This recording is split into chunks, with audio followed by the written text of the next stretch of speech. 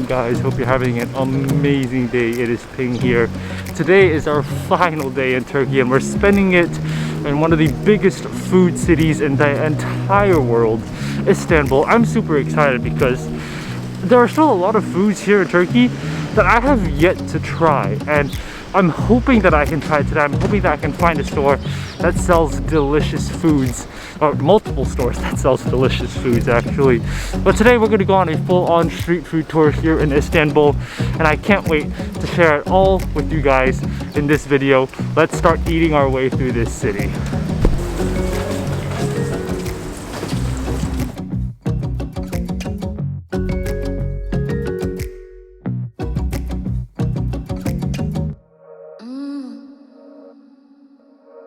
Now, if you've been paying attention to all my Turkey food videos, you'll know that one of my favorite things to have for breakfast is Boric, which is that crispy pastry. You can choose to have cheese or meat inside. I always go with the meat because it is delicious, but we've come here in Istanbul to try Boric, of course. We've come to a place known as Eminönü Börekçisi. It has been around since 1984. It's just a really common place where a lot of people go to, and it's a great place to just get a bit of breakfast. But of course, no breakfast here in Turkey is complete without some Turkish chai. Let's try it out. You can't start a morning without Turkish chai here in Turkey because wow. Let's go ahead and try the Boric. As you can see, crispy pastry as usual. We've got some kaymakli, which is that meat inside, the minced meat. Let's go ahead and try it out. I've had a lot of Boric in my time in here in Turkey, all across Turkey, and all the different Borics I've had, they've all had very unique features. Here I think the texture of the skin is very chewy. It's almost like elasticy compared to others that I've had, because others, the layers are all super crispy. Here it's not as crispy because it's got that like chewiness, elasticity on the inside, which gives it a very unique, different take compared to Borics that I've had in other places. The meat filling itself, you can see it's actually quite full with meat. There's quite a bit of meat inside, but the meat itself, salty, umami flavored, so nothing really unique about the meat. But the pastry, that elasticity, it's really stretchy here. I don't know what they did, how they made it so stretchy, but you can clearly taste that.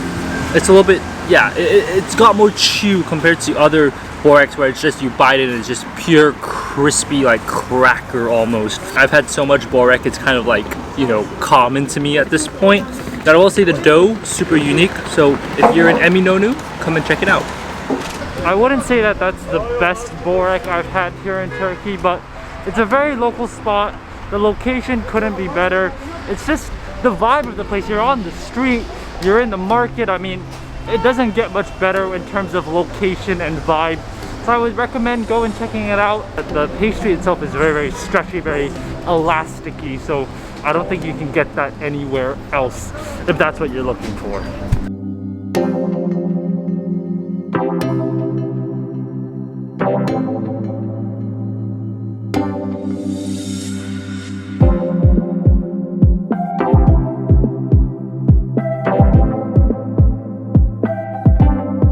So for our next stop, we've come to a place known as Beşiktaş Pazar. So this is actually a market, and they're only open on Saturdays, but there's something that I've never tried here in Turkey. I've had so many chances to, but I've never gotten the chance to actually order it.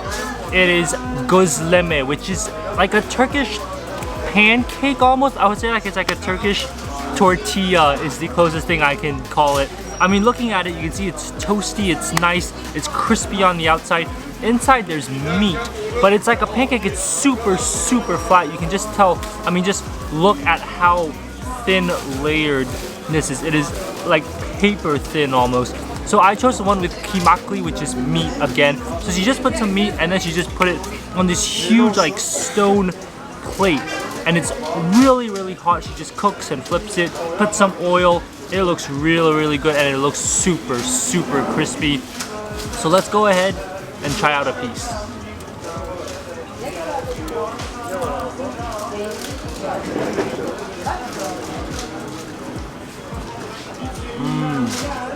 The closest thing I can say that it is similar to is like a crispy tortilla. Really, that skin, that's like a crispy tortilla skin almost. And it's got that, you can see the burnt char marks on top, that brownish, like blackish sort of char marks. That's the same thing you get when you toast a tortilla. So the meat isn't actually like into really pieces, it's more like a paste. And you can see that she has a box of the meat, but she just goes to like crumbles it over there. It's not fresh meat. I'm not really sure what meat it is, but it's more like a paste than it is actual pieces of meat. So you don't really get that strong meaty flavor, but it's super oily, it's super crispy. Like I said, it's so flat that you don't really taste the meat. You're getting the dough, and that crispiness from the dough is what really makes gözleme unique here in Turkey. They have many different types of options for gözleme. You can get it with meat, which is the one I got, but you can get it with peynir, which is cheese. You can get it with spinach. You can get it with potatoes. So there are many different options you can put inside your gözleme. It's completely up to you. Like I said, I went for the meat because I like meat, but many different options available. So it is a vegetarian dish if you make it a vegetarian option. I wouldn't say that that's the most delicious thing I've had here in Turkey. If anything, that was pretty far from it, but it's still a unique sort of food here in Turkey, and when you're here, you've just got to try it out. You know, it's something that all Turkish people eat. It doesn't get more local than that. It doesn't get more local than a Turkish lady making gözleme for you at a market here in Istanbul. It's just part of the experience. So come here, try out a gözleme. I wouldn't say it's the best Turkish food ever, but yeah, it's part of the experience.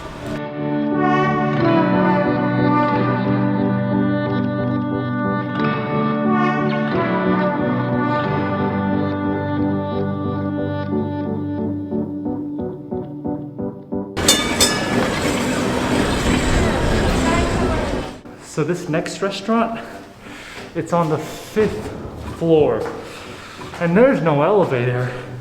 So you have to climb up the stairs all the way up to the 5th floor. They're really making you work off those calories before you eat them back, so let's hope it's worth it.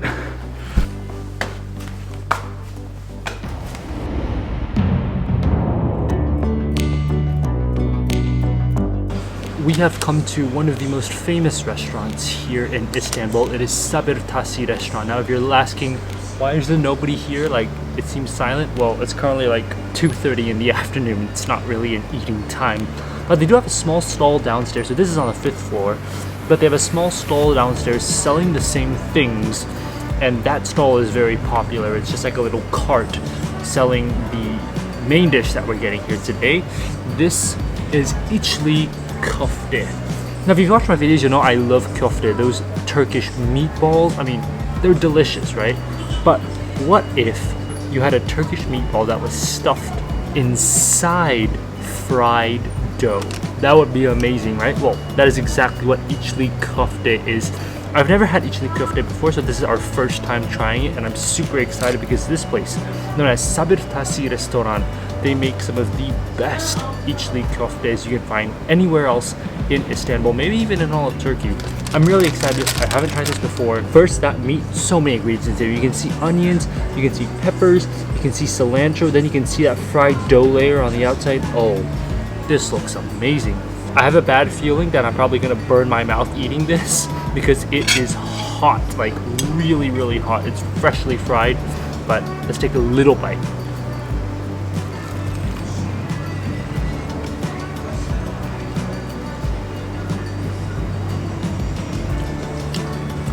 Oh, the flavors inside, they are incredible. Okay, outside of course, super, super crispy.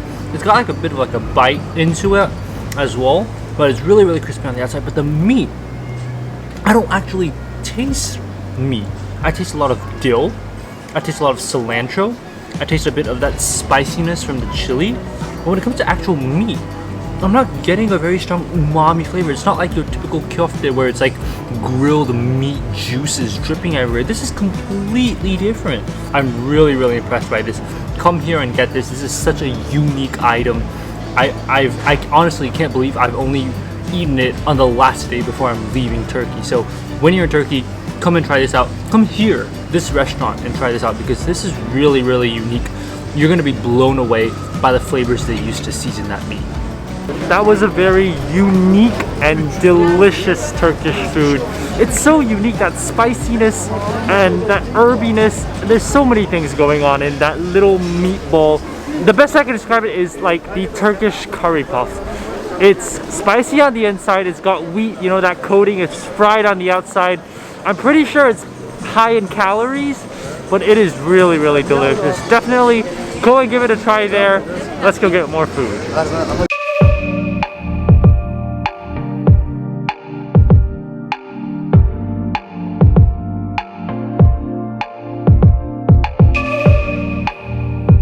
Next up, we've come to a place known as Karakoy Muhallabecisi, and they have been around since 1915. Yes, 1915. That's over 100 years that they've been around, and they're like a dairy shop, but what they're famous for is kaymak, which is that clotted cream. Now, if you remember, I've only had kaymak once here in Turkey, and that was also on the European side, but at a different store, but I loved it, especially the honey and cream combination. Absolutely perfect. So what we're gonna do, we're gonna get a piece of bread, dip it with that kaymak, and get it with some honey. Oh, let's try this out.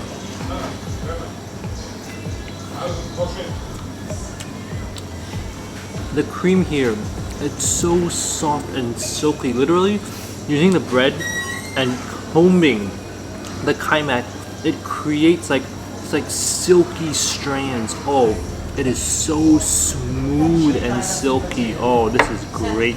The honey itself, as always, sweet honey, but wow, I think they maybe put more effort into stringing that dairy out because it is super, super silky. It's really, really smooth. I mean, just look at it. My bread, soft bread, is able to like carve out the shape of the clotted cream. It is so, so smooth. The cream itself has no flavor. Like, it's a little bit like naturally sweet, but most of the flavor comes from the honey, which is why you have to have the clotted cream, the kaymak, with the honey.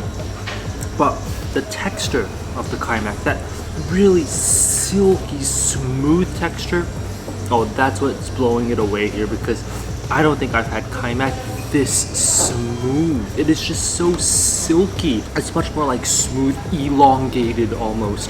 And that texture, that's really, really unique. Nothing better than getting some honey and kaymak on the last day before leaving Turkey. It fills a hole in my heart, is the best way I can say it, because I love it. It's so unhealthy, it's sweet, and it's just delicious. Okay, I will see you guys when we get more food.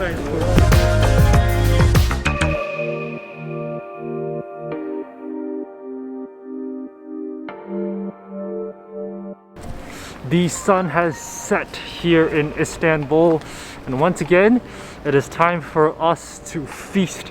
This is gonna be our last meal in Istanbul, so we gotta make it count, and there's nothing better than some home-cooked food here in Istanbul. Let's go get some food.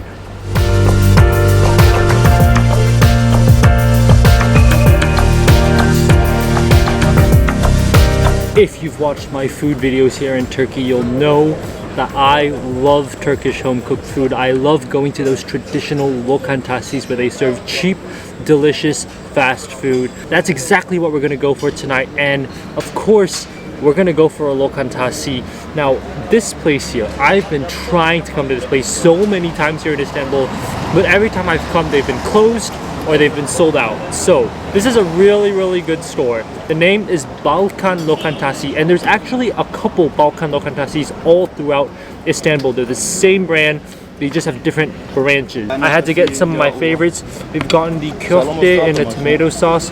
We've got some chicken and potatoes, and of course, we had to get the Turkish rice, that Turkish pilav, which I know I'm gonna miss when I leave Turkey. First up, we gotta go for the pilav. Now, if you look at the pilav itself, it's not as like red or as orangish as some of the other pilavs I had. So I'm worried that the flavor may not be that strong. So let's keep our expectations low. Let's give it a try. Not the best pilav I've had, but it's warm, It's good. It's definitely got flavor. Don't get me wrong. It's got some of that chili. It's got that pepper. It's definitely got flavor. So don't judge it by its color. There's no wow factor. It's just good, classic, home-cooked Turkish rice. Nothing that's making me go, whoa, this is the best thing I've ever had. So it's just good comfort food. That's all it is. And honestly, what better way to end off your meals here in Turkey than with comfort food? Now we're gonna move on to the köfte. The köfte looks good. And it's covered in this tomato sauce. Just gonna go for a bit of that köfte. Simple comfort food. There's no wow factor. There really isn't any wow factor.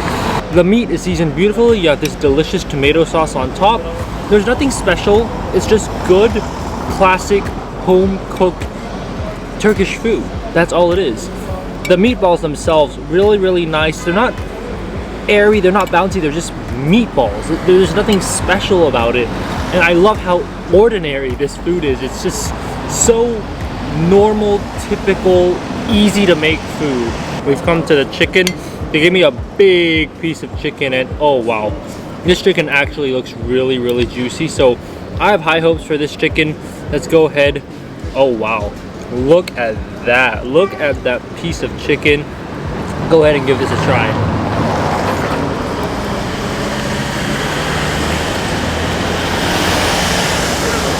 The other two dishes may not have any wow factor, but this chicken, so juicy. The skin, it's kind of soggy, but the sauce, that oiliness from the chicken, that is really, really juicy. That is one of the juiciest chickens I've ever had. Definitely come here, get some food. You're gonna be happy. You're gonna feel comfortable. You're gonna feel like you had home-cooked food when you come here and eat.